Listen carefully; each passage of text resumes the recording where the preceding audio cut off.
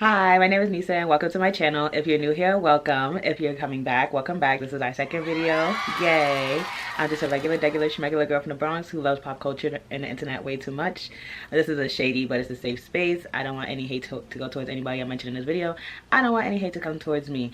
I am just commenting on these people's lives as they are bold enough to put it out there for us to consume. So with that being said, let's get into today's video. If you ever catch me ducking off to look to the side, I'm just reading off of my laptop. I'm just reading off of my script. Please give me some grace. I'm very new to this. Let's start off with some positivity. On October 22nd, following a 5-year hiatus, Misty Copeland took her final bow at the David Koch Theater in New York City.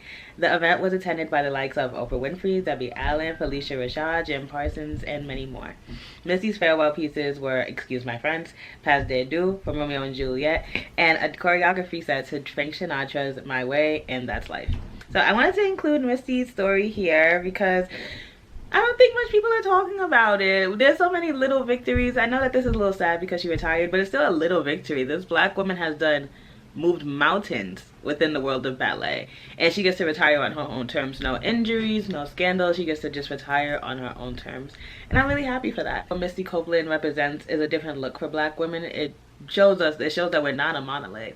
I think they were always complaining about the representation that we're fed through hip-hop, so like the rah-rah, the over-sexualization of black women.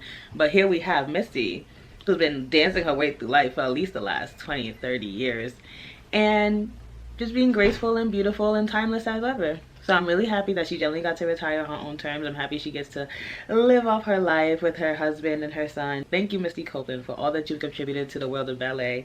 I love that there are now little black ballerinas that will always look up to you. Next on the docket is Gucci Mane and Keke'S Breakfast Club interview. Gucci Mane and his wife, Keke'S, recently did a Breakfast Club interview where he went on to promote his new book, Episodes, Diary of a Recovering Madman, a memoir detailing his struggles with mental health and drug addiction.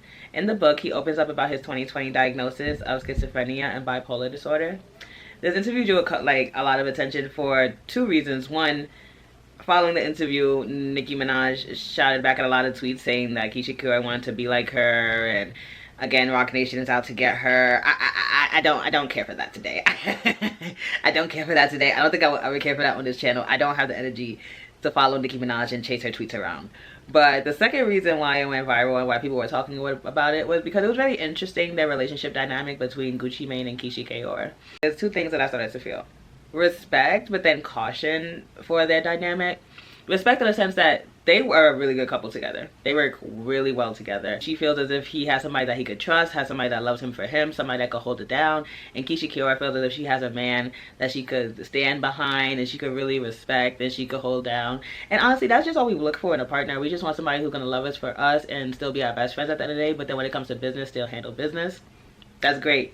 That's amazing. We love that for them. I've also noticed that Gucci, because he has the support of Keyshia, he's able to open up more about his mental health issues. He's being very vulnerable about his struggles, about how he has behaved in the past and how his behavior is not conducive of the man that he wants to be now. And I really did like that. He also spoke about a couple of things where he realized like he was kind of losing his mind and everybody was just looking at him and ignoring him. For example, the iconic ass face, like the ice cream face tag. He said that was a cry for help. And the label just looked at him and was like, that was genius. High five. And he was just speaking of a time where he was doing so many like erratic and just unusual things, and everybody around him except for Keyshia were just enabling him. And it wasn't until he went to jail and he lost everybody around him where he realized Keyshia was the one that really truly had his back. When it comes to Keyshia in the interview though, what I noticed is that she's very alpha woman. Very alpha woman. She don't play about her business. She keeps him in line. Like you can see that he respects her. He respects her greatly, and what he says is like she's the best thing that has ever happened to him. So it's really nice to see that he truly appreciates all that she does and all the sacrifices that she makes for her husband. But I noticed that she infantilized him a lot. Again, he does a lot of things when he's going through an episode. When she talks, I always notice things. Like she knows that as she says, she could catch an episode before it happened. So if he's about to start tweaking out, or if she feels as if he's about to start losing his mind a little bit, she just, stop. You're not gonna be crazy today. That's what she said. You could just snap her finger and automatically he doesn't have to be crazy, or not crazy, or he's not having an episode anymore. What I saw from this interview, which I liked a lot, is that Gucci has somebody behind him. He has somebody that's going to support him. He has somebody that's going to love him through all of his trials and tribulations. And it's really nice to see that, because as we know, many people who go through mental health issues such as schizophrenia or bipolar disorder, they don't have anybody in the end. It's just them and their thoughts. And that's really hard, and that's really lonely. So it's nice to see that Gucci is being supported as well as protected, and supported enough for him to come out and tell his story and to help and support other men, other black men going through the same issues. But Miss Keyshia is going through a lot. Like, she's going through a lot. She has to handle everything. What she said in her Carlos King interview is that all Gucci Mane has to do is take a bath. All you have to do is take a bath and go to the studio. But I handle everything else. I'll handle the finances. I handle, like, he helps with the kids as well, but I handle the kids. I handle all the business of the house. I'll handle everything. Just go and take a bath. The internet in kind of an uproar. Is it an uproar? It's more of a critique. One side of the internet that's like, that's what a wife is supposed to do for her husband. That's how you hold it down. And then you also have the other side of the internet where I'm kind of at. I'm in the middle, if I'm gonna be honest. But what I'm kind of leaning is that ride or die shit is gonna get you killed. Kind of the idea that I want to pick on today, the idea of being a ride or die. As we always seen Keyshia, she's always been put up. The furs, the diamonds, the jewelry, the boots. Like, she's always been put up. But obviously that comes at a cost.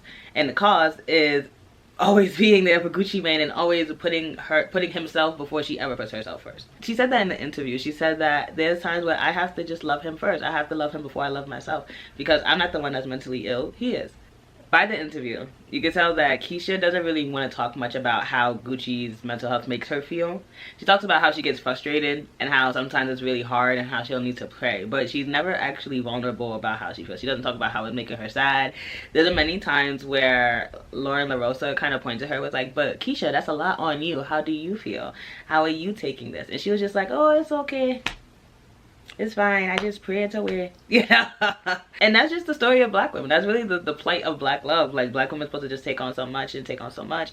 And we're never really meant to complain. We just have to accept it. Like, we have to protect and stand behind our black man and never complain about it. Do it with a smile on your face. Especially when you're in Keyshia situation. Like, girl, you are put up. You don't never need and want for anything. And that's what she says. My husband treats me very well. I don't never need or want for anything. So the least that I could do is serve him and make sure that he's okay. What I would say is to regular women, right, as normal folk, don't do that. You love who you love, and you love people wholeheartedly, and you love people authentically and genuinely. But do not go out your way trying to be the everything for someone who is not able to be anything for themselves. I kind of tired of seeing the narrative of black women jumping through rings of fire just to prove themselves to people that, like, this, I'm who you should spend the rest of your life with. I'm the one that you should marry. That's why I love stories like Mona Leo and Coco Jones and Ryan Destiny, where these are black women who just existed. I'm just here. I'm here. I'm going to work, and I'm loving you, and I'm just here. And I love that. I love to see that. Let's stop having black women go through fucking hell and back to get a ring on their finger. You know, we don't have to do that anymore. Not let Keyshia trick you into being with the mentally unstable man. This will not be your outcome. You will not be sitting on a boat in Miami. You will not be dripped down in jewels. That will not be you, boo. You will be crying and pulling out your Gucci hairs. So let's not do that. Okay, next on our docket, Keke Palmer. Sister, every week is something new with you. I don't know. Palmer is in a bit of a hot seat for her new project, Southern Fried Rice. Created by Nakia Steffen, Southern Fried Rice follows the story of Coco, a young Korean woman who grew up around black culture and is now attending an HBCU. And we are watching as she adjusts to her surroundings, making new friends, and she tries to assert her identity while being challenged on how she fits into these black spaces. I actually have not seen any promotion for the show. It came out October 22nd, and that's the day that I started to see promotion for it. Each episode is about 12 to 14 minutes long, so it's a quick watch. Before I started hating on it with everybody else, I did want to at least watch the first 2 episodes to understand what was going on. So I did that. I did that for you. I'm just gonna do a quick plot rundown and then talk about my feelings of the show so far, and like just repeat some of what the internet had to say. So let's get into that. So we meet Coco at the start of the show. We don't actually see her face right away. So there's like this game. It's like anticipation. Like, who's Coco? Who's Coco? Instead, we're introduced to, I guess this is her adopted family, and we're introduced to her cousin or her best friend, I believe, and also her aunt.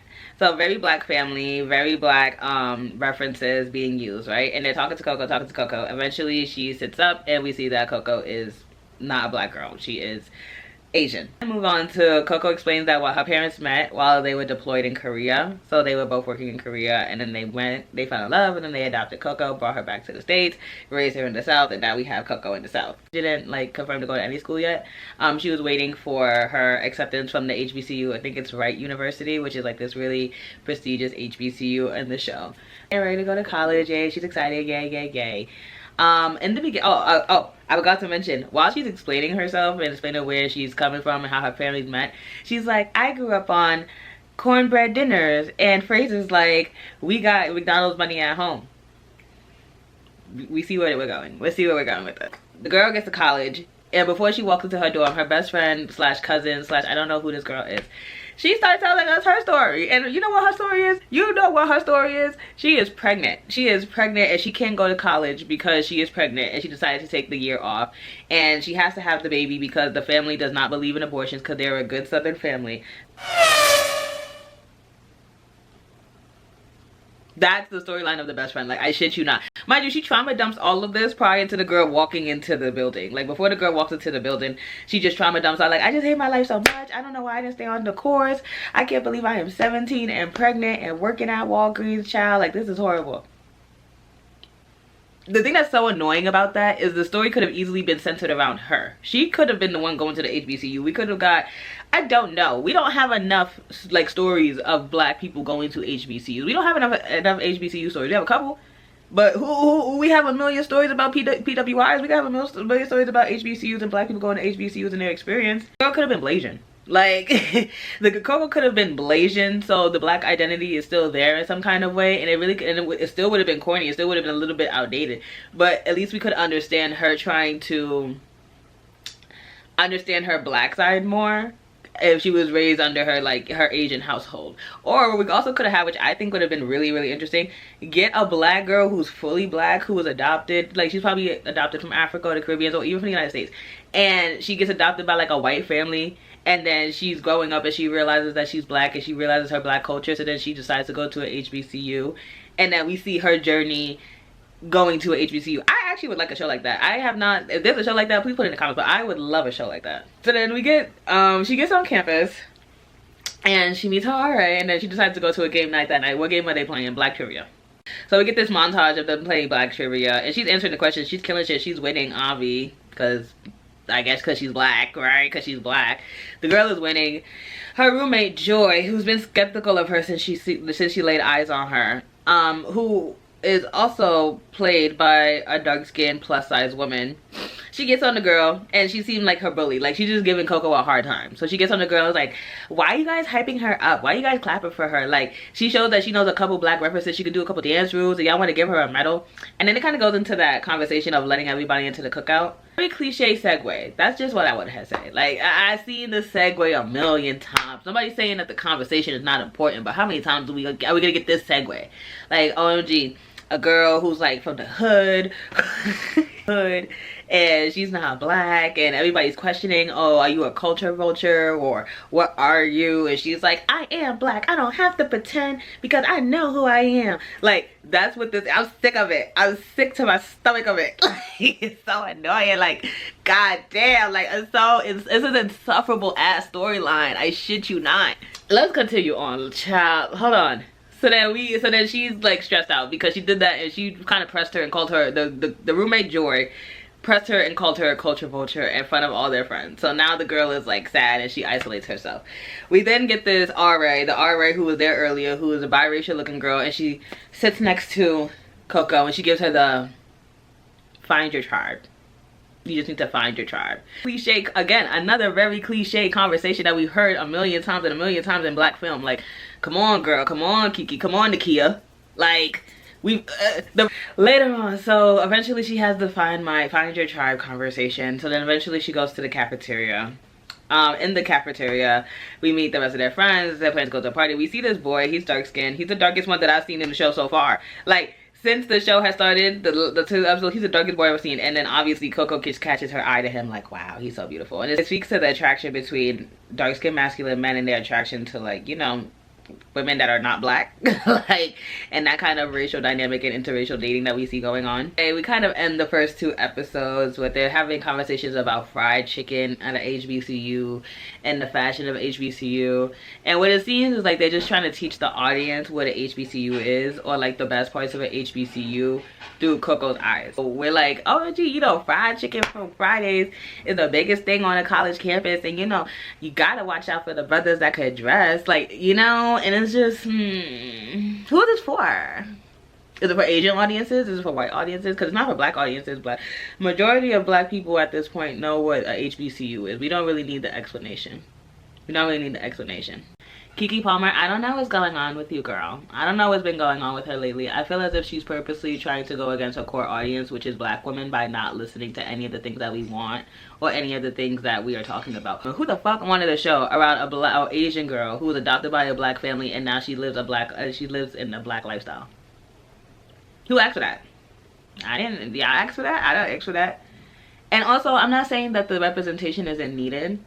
I think the representation, I'm not saying that representation is needed. Everybody deserves representation, but this is such an outlier. You know, I would better understand if it was an Asian family who adopted a black child, because we have historically seen that black children, whether they're African, American, or whatever, black children all across the diaspora are always being the first ones to be adopted. So it would have kind of made a little bit more sense, you know?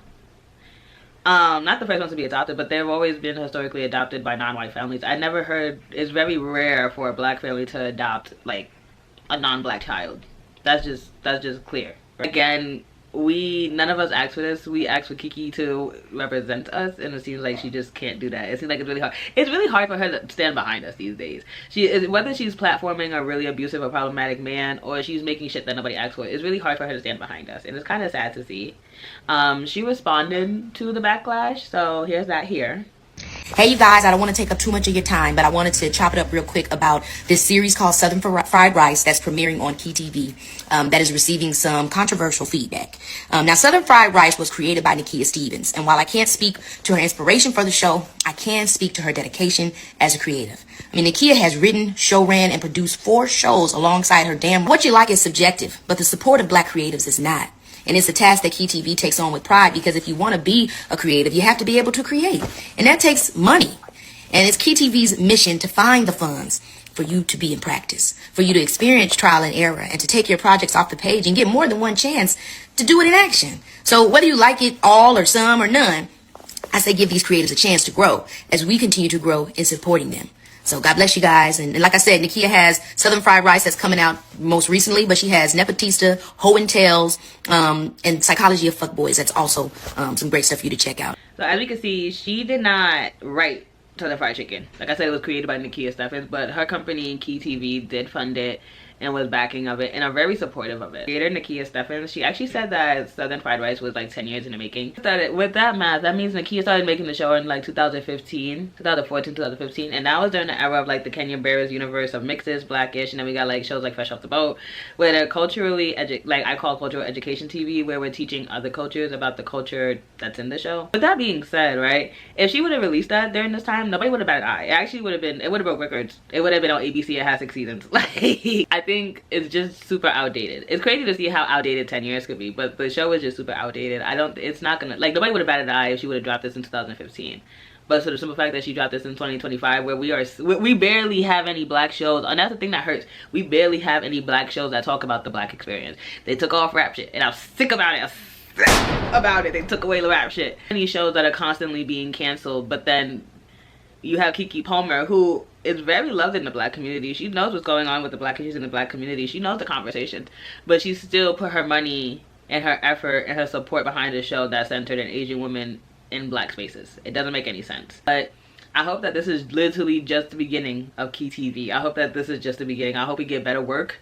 It was also very cheap. Like, the show itself was really cheap, and the writing was pretty bad. Like, I was actually really surprised. I understand the budget is low because we're just starting out. Key TV is just starting out. It's a, like, the Key is just starting out. I respect all of that, but considering that Keke Palmer has been in big budget shows with decent writing, I don't understand why she thought that this show, with the writing, the acting, like, it was just gonna fly. It's actually really bad. So I hope that Key TV sees way better productions. I do hope to see the future of Key TV. Oh, also Cordell and Choice Brown was in the show. They were cute. It was nice to see y'all. Okay, last on our docket today is Tyler the Creator. Real sticky for your boy. No pun intended. I'm lying, all pun intended. On October 14th, D'Angelo passed away. We lost D'Angelo to pancreatic cancer. Rest in peace to a legend. His music was groundbreaking. It was transcendent and inspired a whole generation of artists, and it will continue to inspire another generation of artists.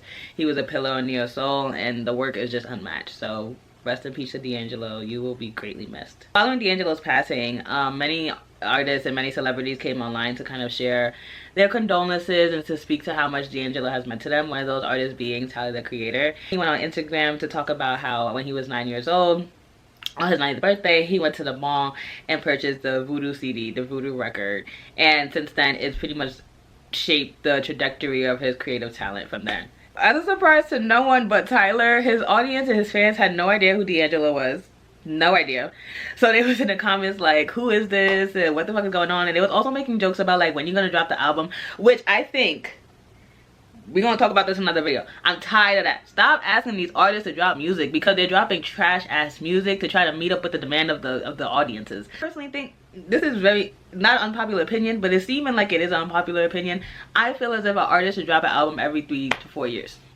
It takes 3 years to make good music. Stop asking these artists to drop albums every second like you see them. It's actually very annoying. I would be annoyed as hell with y'all. Annoyed as fuck. Y'all been asking Rihanna for an album for 11 years. Like, who wants to hear that? You don't see these babies I'm having? You don't see all this other shit that I'm doing? Like, leave me alone.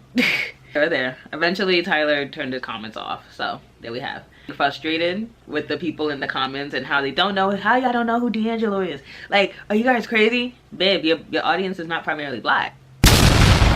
Like, are you the only one that don't know that? Back in the day when Tyler the Creator just started coming up and stuff, I never felt comfortable listening to Tyler the Creator's music. As a black woman, he never made music that made black women feel comfortable. He never did.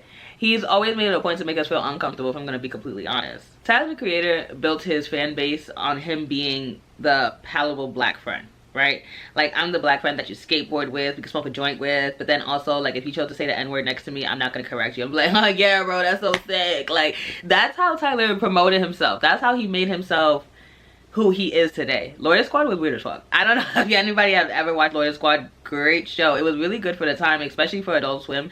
But Lawyer Squad was weird as hell. Like, they constantly crossed boundaries, whether they were misogynistic or like a little racist or a little anti-black. Constantly crossed lines. So many tweets that were either anti-black or they just maligned women in general. So let's get into some of those tweets. Women shit doesn't go right. I hope blacks don't riot and go on to prove to others that they are animals and shit. Fuck that. He said this in 2013. I don't trust those random black dudes with the fade and nappy natural bummy almost dress shit at the top. They like everything. Black History Month. Why the F do you have to F and separate niggas N-word still? Always paying homage to our heroes. F that. You know, this was in 2014. Tyler was 23 years old in 2014. I want to make that really clear. And black people are currently mad right now, but in 2 weeks we'll be over it because they really don't care. Cool hashtag though. This is when the shooting of Michael Brown in Ferguson, Missouri took place. So this is what he was responding to. Yeah. All the black girls mad because my main bitch vanilla. Okay. I remember me and my best friend was talking, and she kind of found out, like, she knew who Tyler the Creator was, but she never listened to him or cared about him until Chromacopia, because Chromacopia is a really good album. First of all, let me start here by saying this. I am a Tyler the Creator music fan. I do like Tyler the Creator's music. Do I know or care so much about him as a person? No. But I'm not gonna sit here and say I don't listen to his music. Chromacopia, I beat the hell out of it. And she was like, it seems like he gets really irritated with his white audiences. It seems like his white fans be trying to cross the line, but he always try to put them back in their place. I really like that about him. I told her I really would agree with you if it wasn't such a simple fact that he's built his audience on being the geeky black friend that allows his white friends to say the N-word. I've been waiting for this moment, not in a it sounds crazy to say, but I've been waiting for this moment, not in a I want to see Tyler the Creator fall kind of way, but more so in a generation who loves cancel culture and who loves to like hold people accountable. How y'all not getting him? Like, why is he sliding? And I don't know if people just don't like talking about Tyler because like he's bi, so people don't want to touch him as like a queer artist or whatever. And I don't know if they didn't say anything because he honestly truly disrespected black audiences, not really other audiences. I don't understand what was the reason for like just totally skipping over Tyler's problematic past. I hold myself accountable as somebody who does like his music. Tyler the Creator has never came out and said, hey, I was actually wrong for the things that I used to tweet. I was actually really wrong for the things that I used to say. He just like let it go pie. What I would say for myself and what I would say for the rest of his audience, I think that he just changed his sound and he moved from a more alternative and experimental sound and moved to like a more mainstream and hip-hop sound after he won the Grammy.